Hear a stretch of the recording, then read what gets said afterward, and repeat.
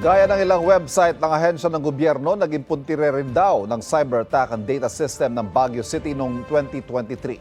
Ayon sa Management Information Technology Division ng City Mayor's Office, hindi bababa sa 3 milyong beses na inatake ng cyber criminals ang kanilang data system. Karamihan dito ay nangyari noong Setyembre. Hindi naman daw nagtagumpay ang mga cyber attack. Paalala nila sa mga departamento magkaroon ng backup system ng data, palakasin ang cybersecurity measures at magkaroon ng panuntunan para maiwasan ang mga cyber attack.